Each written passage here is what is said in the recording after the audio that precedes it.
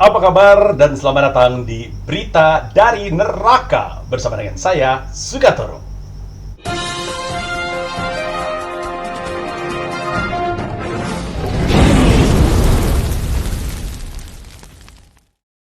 Bagaimana kabar Anda pemirsa? Baik-baik saja? Sehat? Sayang sekali, nggak jadi ketemu kita di sini ya. Seperti biasa saya akan membacakan berita-berita terkini dari planet bumi, tempat yang berbeda tentunya dengan tempat saya tinggal di neraka. Dan di episode kali ini nonton sampai akhir karena kami punya kejutan menarik untuk Anda, sebuah segmen baru yang mungkin akan Anda sukai. Wah, bocor lagi green screen saya. Set. Udah betul. Dan kali ini juga kami punya sesuatu yang baru. Kami punya bumper baru persembahan dari masyarakat bumi. Bumper ini akan terus saya pakai sampai ada bumper yang lebih baik lagi. Dan untuk itu, orang yang bumpernya saya pakai mendapatkan kesempatan untuk ditolak dari neraka, walaupun belum tentu diterima surga juga. Jadilah dia arwah penasaran, ya. Kita mulai dengan berita pertama.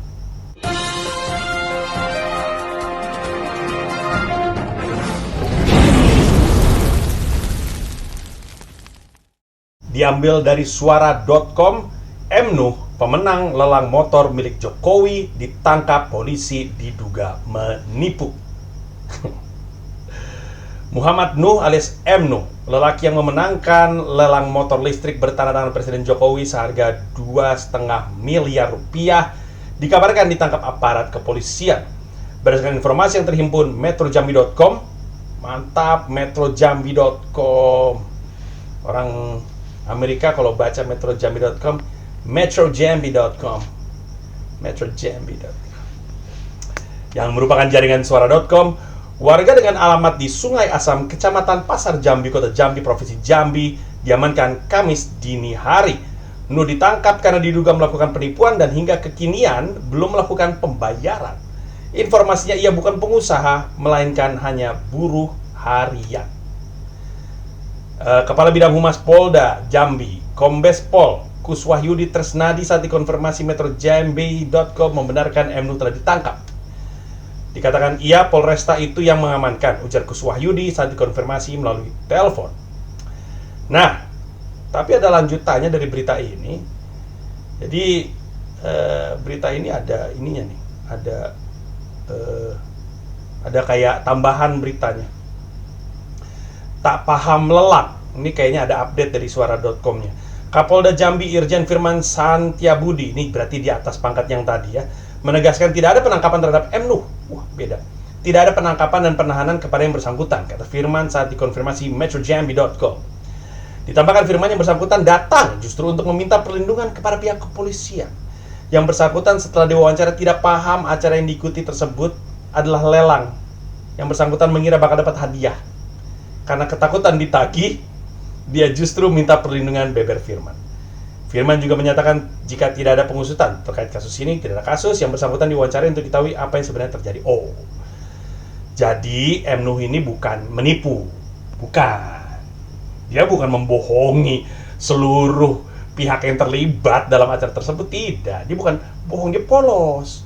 Dia nggak ngerti bahwa itu lelang. Dia pikir dapat hadiah, begitu katanya. Of course.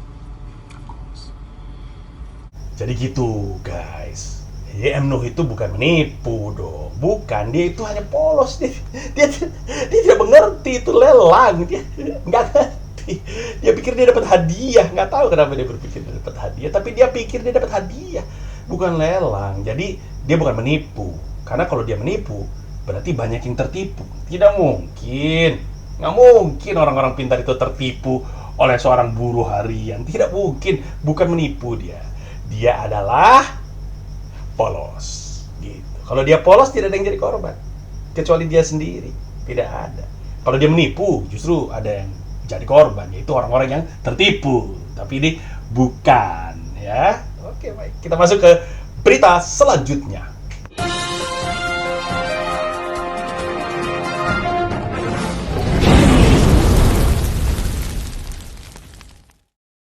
Berita diambil dari kompas.com. Maling tak sadar curi ponsel pasien positif COVID-19 di ruang isolasi. Ger. Seorang pencuri terpaksa menjalani isolasi mandiri setelah mencuri 2 ponsel milik pasien positif COVID-19 di Rumah Sakit Umum Daerah Mimika. Setelah isolasi, pelaku juga akan diperiksa sesuai protokol kesehatan untuk mengetahui apakah dia terinfeksi COVID-19 atau tidak. Seperti diberitakan sebelumnya, petugas keamanan mendapatkan laporan dari pasien COVID-19 yang kehilangan 2 ponsel. Setelah mendalami informasi tersebut, petugas keamanan mendatangi rumah pelaku yang tak jauh di rumah sakit. Hebat juga bisa langsung ditemukan ya. Lalu petugas menjelaskan kejadian tersebut. Pelaku saya bisa membayangkan shock dan akhirnya mengakui perbuatannya. Setelah itu petugas minta pelaku untuk jalani isolasi. Jadi dari keterangan pihak keamanan rumah sakit, pelaku masuk ke ruang isolasi sekitar jam 2 waktu Indonesia Timur. Saat itu pasien diduga sedang tidur. Ketika bangun, 2 ponsel hilang, melapor ke pihak keamanan RSUD Mimika. Sayang sekali dia ketangkep. Saya bukannya sayang bahwa dia harus diisolasi. Sayang dia ketangkep. Coba dia nggak ketangkep.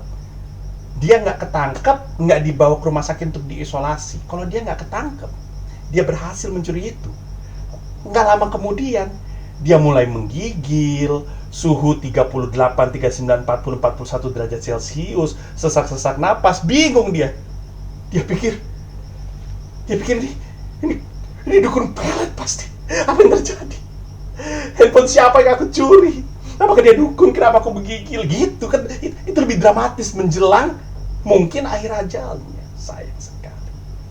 Untuk yang tidak tahu, Mimika itu ini ya, di Papua, kabupaten. Mimika itu sebuah kabupaten di Papua. Yang kalau saya tidak salah, Mimika ini tadinya bagian dari Fakfak, dari Kabupaten Fakfak. Dia kayaknya kecamatan bagian dari Fakfak, tapi kemudian dia akhirnya diputuskan berdiri sendiri menjadi kabupaten sendiri, Kabupaten Mimika itu tadi. Sayang sekali ya. Coba dia masih jadi bagian dari Fakfak. Pasti dia akan didatangi oleh Duta Pemuda Fakfak Mamat Al-Katiri. Lalu hukuman dari Mamat Al-Katiri adalah mengoleskan daun bungkus Papua dalam dosis berlebihan kepada pemuda tersebut, sehingga titiknya ukurannya gede sekali, saking gedenya dia nggak bisa jalan dari kasurnya.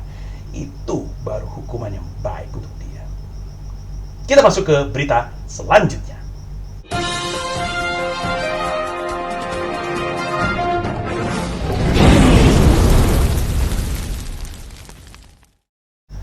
Selanjutnya, berita kami dapatkan dari tribunstyle.com.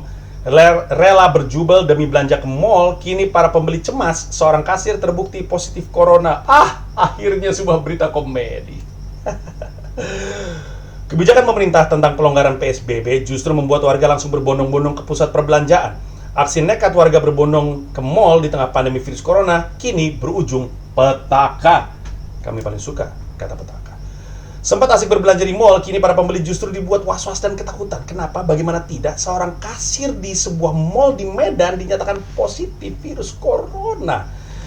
Padahal mall tersebut diketahui selalu ramai dikunjungi para pembeli meski di tengah pandemi COVID-19. Kini setelah adanya laporan satu orang kasih positif virus corona, seluruh karyawan mall diwajibkan melakukan rapid test. Lucu sekali. Siapa saja orang-orang yang sekarang lagi deg-degan, lagi cemas?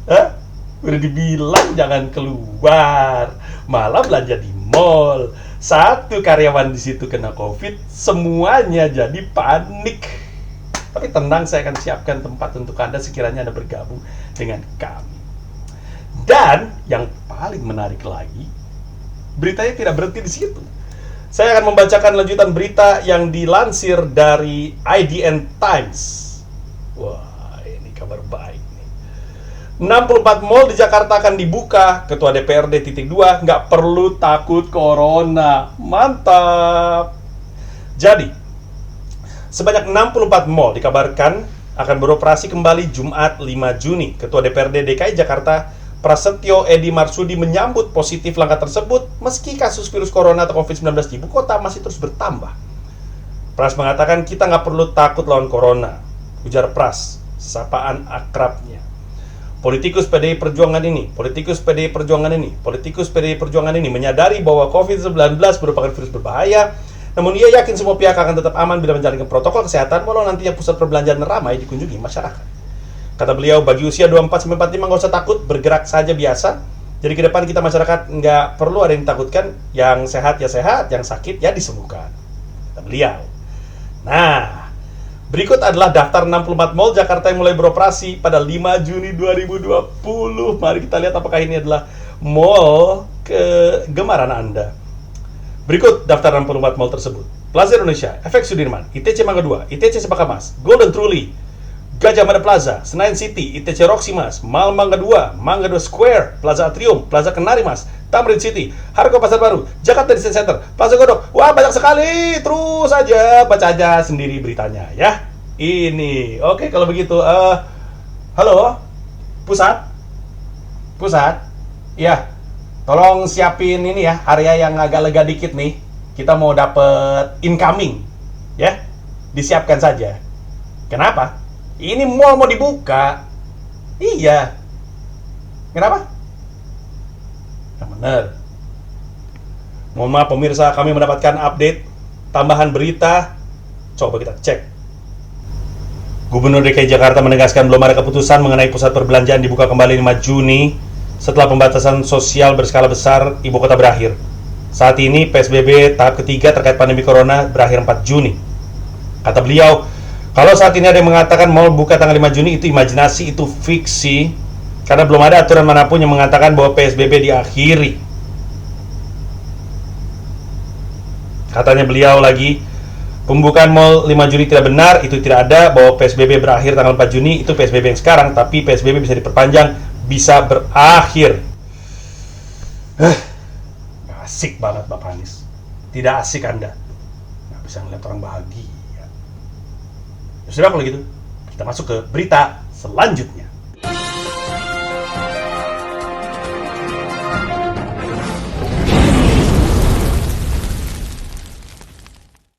Berita selanjutnya diambil dari international.sindonews.com. Aneh, pria ini berhubungan seks dengan 126 pasang sandal jepit curian. Dari Bangkok. Oh, Bangkok ternyata. Seorang pria di Thailand ditangkap polisi atas tuduhan mencuri 126 pasang sandal jepit milik tetangganya. Anehnya, dia berhubungan seks dengan ratusan alas kaki curian tersebut. Pria pencuri itu bernama Therapat Klaya. Oh, namanya Therapat Klaya. Tampaknya Therapat Klayanya butuh terapis kali ya. 24 tahun dia ditangkap dan ditahan setelah puluhan tetangganya di Nonthaburi, Thailand mengeluh pada petugas polisi bahwa mereka kehilangan sendal jepit. Petugas akhirnya mengidentifikasi tersangka dari rekaman CCTV di luar rumah korban terbarunya. Dia ditangkap sore di rumah sewaannya hari Minggu, di mana petugas menghitung ada 126 pasang sendal jepit yang dia curi. Terapat mengakui perbuatannya dan dia mengaku perilaku seksual aneh dengan barang-barang curian tersebut, di mana setelah beberapa jam mengenakan sendal jepit, dia memeluk dan menciumnya. Setelah dia menanggalkan dan menggosokkannya ke tubuh dan bercinta dengan sendal-sendal tersebut. Setelah selesai dengan satu pasang, dia mencari sendal jepit baru. Bukan orang yang setia dengan satu pasang sendal jepit. Jangan dipacarin guys. Tapi ini sebenarnya bukan sesuatu yang aneh. Di tempat kami tinggal di Neraka juga ada orang yang serupa, tapi bukan orang ini. Mungkin inspirasinya yang jadi inspirasi si Therapat Klaya kali ya. Jadi di sini ada warga juga yang katanya juga suka bercinta dengan sendal jepit, dan pengakuannya dia setiap sendal jepit ngasih sensasi yang berbeda. Katanya kalau Neckerman rasanya seperti kualitas internasional, kalau Homipad rasanya ergonomis dan pas dengan badannya. Dan katanya dia paling suka nyuri sendal jepit Swallow, terutama yang ada namanya di sendalnya. Karena katanya kalau ada namanya, dia bisa bercinta sambil memanggil namanya. Oh, Yudi, gitu kata dia. Sekian berita dari Neraka. Dan sebelum kami menutup episode kali ini, kami akan masuk ke sebuah segmen baru namanya editorial dari Neraka, di mana kami akan melakukan pembahasan mendalam tentang sebuah topik yang sedang hangat di Indonesia. Mari kita masuk ke segmen baru kita, editorial dari neraka.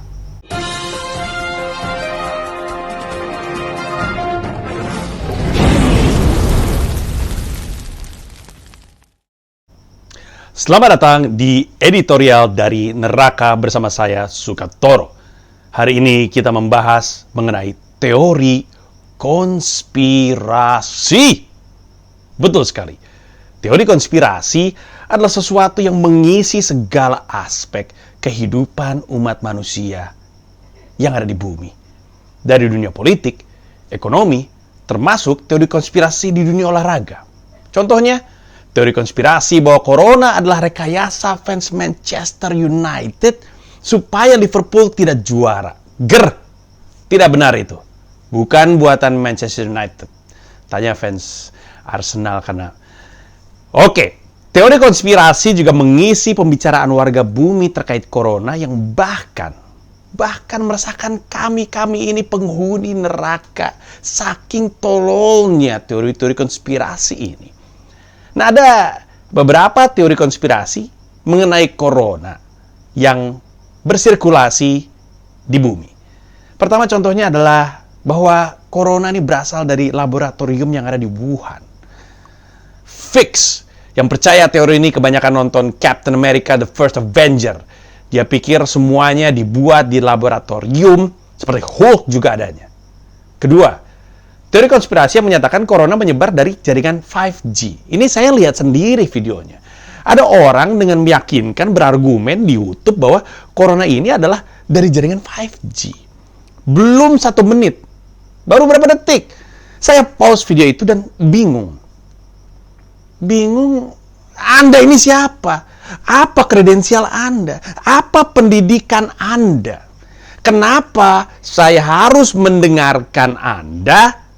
Masa hanya karena cara bicara Anda meyakinkan, lalu serta-merta saya harus percaya dengan Anda? Ya, emangnya Anda siapa? Anies Baswedan. Fix. Orang yang percaya dengan teori konspirasi tadi, kebanyakan nonton Kingsman. Tahu kan film Kingsman? Eggsy. Itu kan sama tuh soal jaringan komunikasi juga tuh. Kebanyakan nonton film kayak begituan tuh. Dan ada lagi teori konspirasi yang selanjutnya, ini yang ketiga ya. Bahwa Corona ini katanya datang dari luar angkasa. Fix! Ini kebanyakan nonton film Alien. Dan kalau kita pikir-pikir ya, ini pencorengan nama baik alien. Sehingga kesannya alien ini jahat semua. Padahal kan ada alien yang baik. Lionel Messi contohnya. Keempat. Teori konspirasi yang menyatakan bahwa Corona buatan Bill Gates. Fix. Ini kebanyakan nonton film Azrax. Atau mungkin dia pengguna Apple. Atau mungkin yang percaya adalah orang miskin.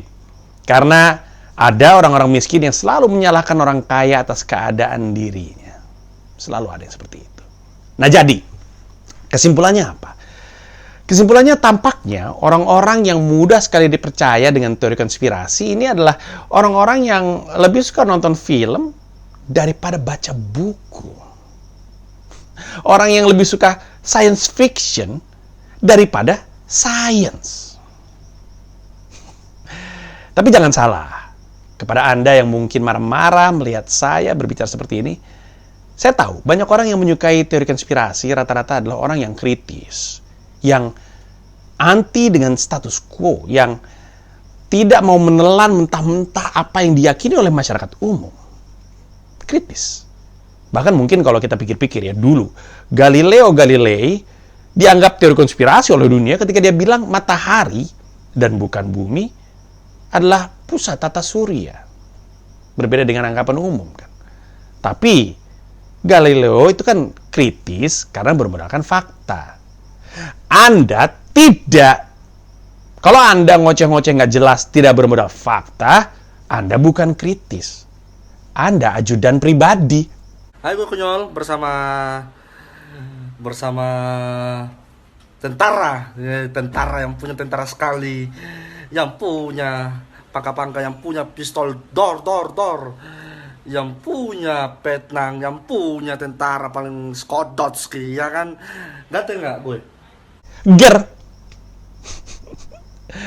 Tapi untuk mengakhiri editorial kami, mungkin yang harus kita fokuskan bersama dari teori konspirasi adalah bukan kata konspirasinya, tapi kata teorinya. Orang lupa. Teori itu bukan fakta. Teori harus melewati pembuktian dulu untuk kemudian bisa jadi fakta. Nah, jadi teori konspirasi jangan Anda telan bulat-bulat. Tahu bulat aja harus dikunyah dulu.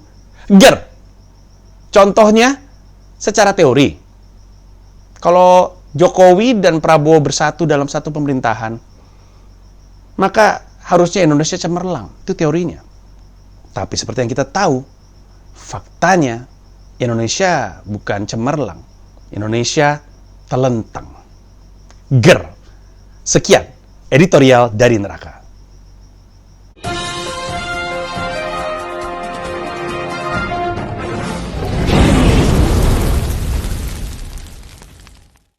Demikian berita dari Neraka episode kali ini. Sampai bertemu di episode berikutnya. Dan untuk Anda yang ingin bikin bumper berita dari Neraka, silakan setor saja dengan hashtag berita dari Neraka di Instagram Anda. Karya-karya buatan Anda akan kami pilih, dan yang terpilih akan menggantikan bumper yang saat ini kami gunakan. Dan kalau Anda terpilih, Anda akan mendapatkan keuntungan ditolak dari neraka. Sekian dari kami. Terima kasih. Sampai jumpa.